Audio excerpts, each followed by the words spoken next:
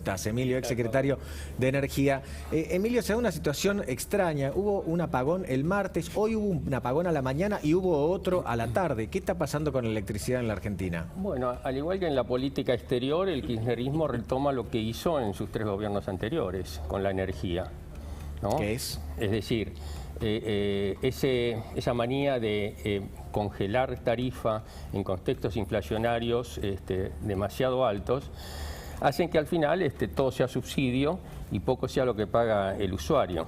Y lo que hay que tener en cuenta es que, como es un país que no está en condiciones de subsidiar nada, porque no tiene capacidad de endeudamiento, no tiene mercado de capitales, no tiene divisas, bueno, entonces lo que hace es, con cuentagota, ir dando para ir tirando y no se prevén las inversiones que son necesarias. El sector energético, vos sabés bien, Pablo, es de capital intensivo y además muy dinámico. Si vos dejás de invertir, se empieza a caer, sobre todo en distribución. El gobierno anterior... Distribución es empresas de Denor, de Sur, Gasban, bueno, no es más Gasban, Metrogas, eso.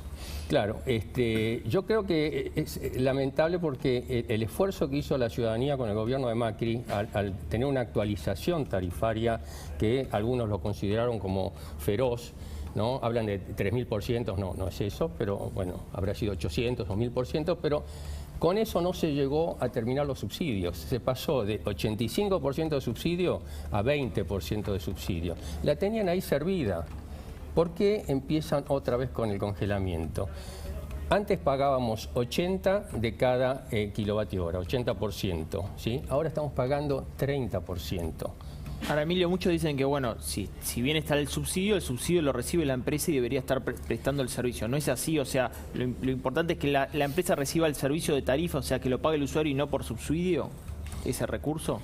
Lo tiene que pagar el usuario por tarifa, porque el Estado, si fuéramos a Alemania, y Alemania dice, bueno, quiero ayudar a mis ciudadanos para que gasten en otra cosa y no en energía, y tiene espaldas para pagar el complemento.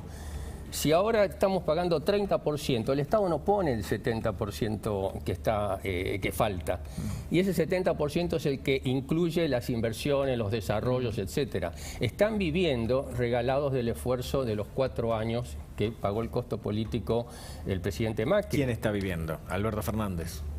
Este gobierno. Este gobierno. Y yo creo que si no aprovechan este año, que no es electoral, para decirle a la gente, señores, se acaba el tema del congelamiento, vamos a ir actualizando, no hay que hacerlo de un día para otro, etcétera. Bueno, le van a tirar el muerto al próximo gobierno. Porque otra vez volvemos al principio. Hay algo que me parece que es, o sea, todo el mundo, por lo menos los analistas más importantes económicos están de acuerdo en que para arreglar el desbarajuste macroeconómico hay que arreglar el tema de las tarifas. La realidad es que Macri pierde por hacer eso, pierde las elecciones. Yo no comparto eso, Laura. Bueno, fíjate que en el 2017 ya se había hecho casi todo el ajuste y ganamos las elecciones.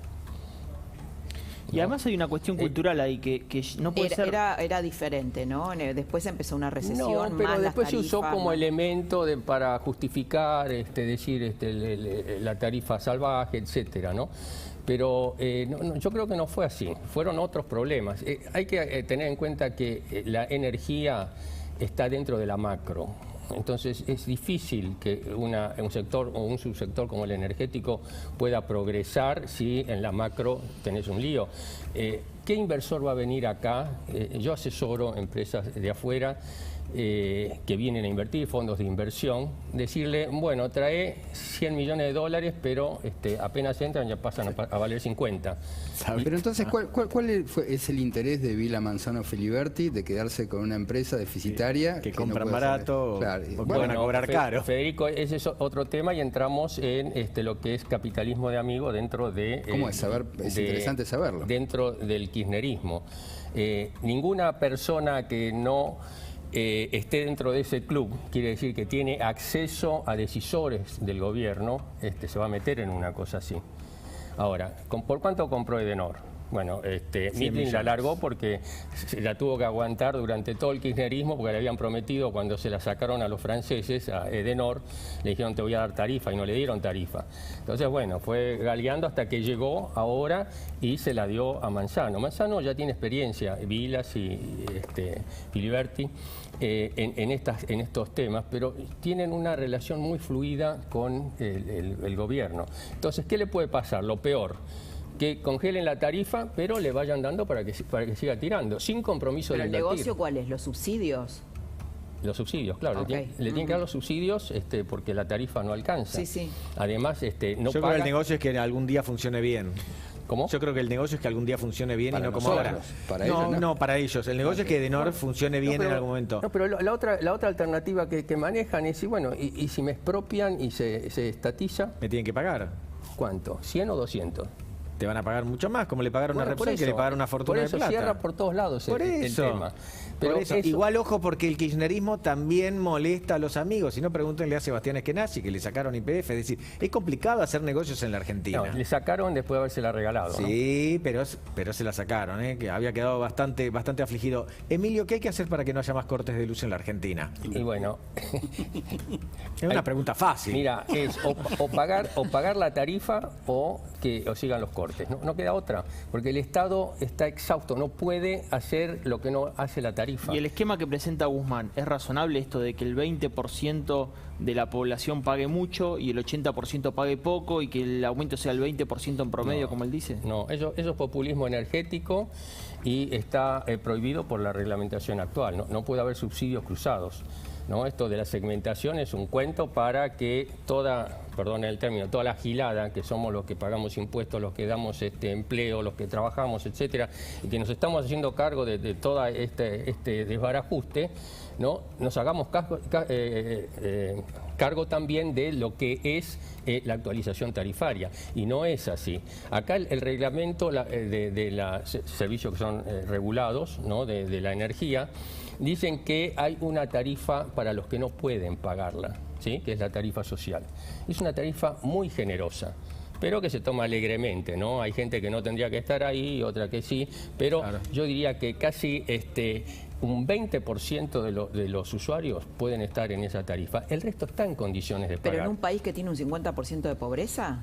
Absolutamente, absolutamente. Es que acá es o tarifa o corte de luz. Pero, Laura, en el año 2002 no había subsidios, pagábamos el 100% de la tarifa, ¿sí? Los cortes de luz eran 6 horas por año por usuario. Cuando se va Kirchner son 33 horas. Claro, esto es una gran metida de pata de Eduardo Duhalde y de Néstor Kirchner, en mi opinión. Duhalde quizás se la podemos perdonar porque la Argentina Claro, en venía del 2012 fondo del mar. justificaba. Para mí se extendió un poquitito, pero Kirchner no. Kirchner hizo política con esto. Claro. Y eso, ¿por qué? Porque especuló con que había un sistema bastante fuerte, ¿no? Venía bien capitalizado en la década de los 90, que había... Yo fui secretario en el 2001 y me sobraban las ofertas de inversión para generación, para gasoductos, todo el Estado.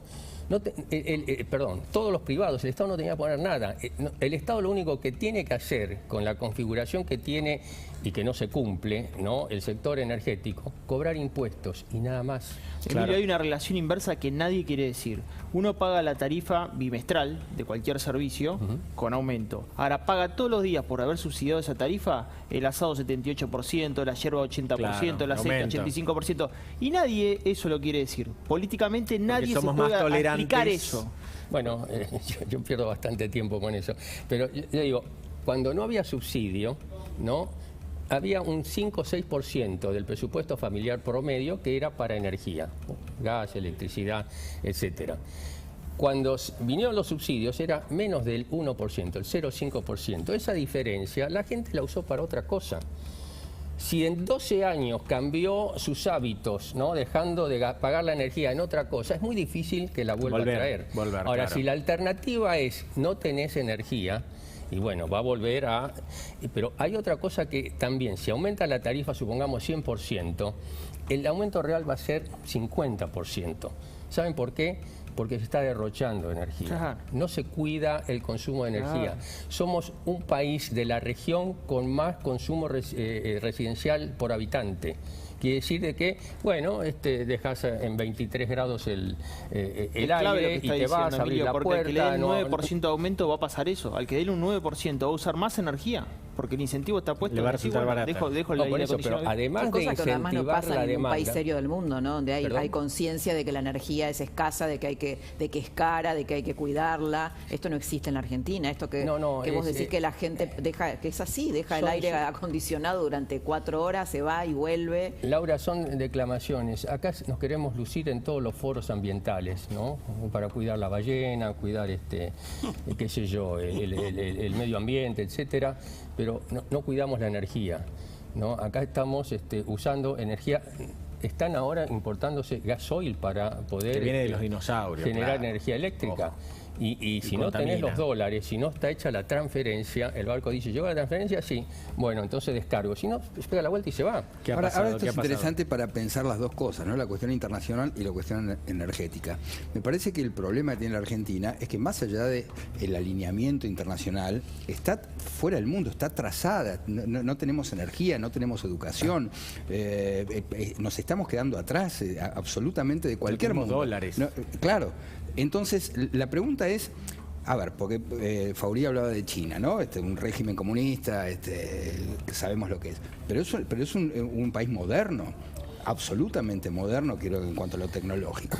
Acá no tenemos ni siquiera energía. Entonces, ¿cómo se hace para poner a Argentina en algún lugar del mundo? Cualquiera, pero en algún lugar. Bueno, Federico, primero lo que dijo Jorge antes, hay que recuperar la confianza. Ya no nos cree nadie. Somos el país con menor inversión directa del mundo prácticamente. Tenemos el segundo recurso de gas del mundo y estamos importando más de 4.000 millones de dólares por año. Es decir, algo no funciona. Y no es solamente la energía. Si uno hace tranqueras adentro, ¿no?, de los yacimientos, se ha hecho una productividad, se ha alcanzado, se ha hecho toda la curva de aprendizaje, sobre todo con los shale oil y shale gas, ¿no?, que nos hacen competitivos con los mejores de Estados Unidos. Pero salís de ahí del yacimiento y empiezan todos. Claro, tenés que ir por la ruta. Provincia, por la ruta argentina infraestructura. que te quita competitividad. Absolutamente. Quiero volver a Faurí un poco también por el tema de la energía, porque en realidad cuando hay tantos cortes de luz a mí me hace acordar un poco a la situación venezolana. ¿Se acuerdan los grandes blackouts, los apagones? ¿La Argentina se parece más o menos que antes a Venezuela? ¿Va en ese camino? ¿No va? Tiene muchos elementos que a veces nos hacen pensar que estamos yendo hacia Venezuela. Pero mi confianza está en que los argentinos no quieren vivir como en Venezuela. Entonces, en algún momento los argentinos reaccionan. Y vienen reaccionando por el voto en las elecciones. No es lo que nosotros queremos. Aparte, Argentina tiene todavía un resto de capital diferente que el que tenía Venezuela acumulado. Nosotros tuvimos una clase media fuerte que imperó por 60, 70 años de nuestra vida y definió un modelo de país. Por eso, en este gobierno, el ataque va fundamentalmente contra la clase media. Porque la clase media es difícil de moldear, quiere mejorar, pero parte la pauperizamos, parte la mandamos al exterior y los que tienen un poco de recursos se pegan arriba. Pero no queremos clase media porque la clase media no es controlable, es burguesa, quiere cosas, quiere comer, quiere libertad, quiere... No me sirve, yo quiero a alguien que yo pueda regimentar. O sea, es que yo tiendo a pensar, confiar en estos valores que estás diciendo, que hay una clase media fuerte que no la había en Venezuela. Pero, ¿sabés qué veo también cuando miro estudios cualitativos? La resignación.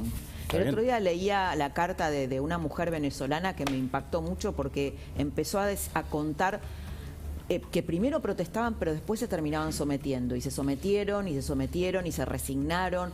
Me da miedo que nos resignemos a la berretada. Bueno, esto nos está pasando. Por eso es muy importante que las fuerzas que somos de la oposición creemos un relato que sea... Porque acá nos gobierna un relato de que vamos a tener plata de China, que nunca viene, plata de Rusia o tropas de Rusia. Nada de eso va a pasar. Tenemos que crear una opción atractiva para quien nos tiene que votar.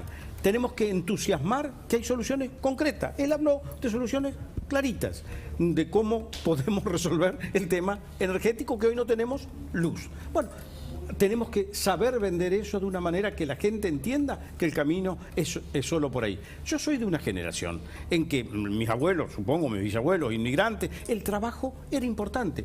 Hoy trabajar en la gente muy joven no es un valor, porque me van a dar, me van a resolver, o mi papá, o la cámara, lo que fuera. Entonces, ese no es el país que podemos construir, porque en ninguna otra parte del mundo, y por ejemplo, en China, si no te gusta ir a trabajar, hay un señor que va a venir y te va a regimentar o te va a mandar a algún territorio. Esperemos no llegar a eso. Jorge, muchas gracias. Gracias a vos. Emilio, muchísimas gracias. Vamos ahora a dar vuelta a la página. Hay un hecho que policial, triste, que habitualmente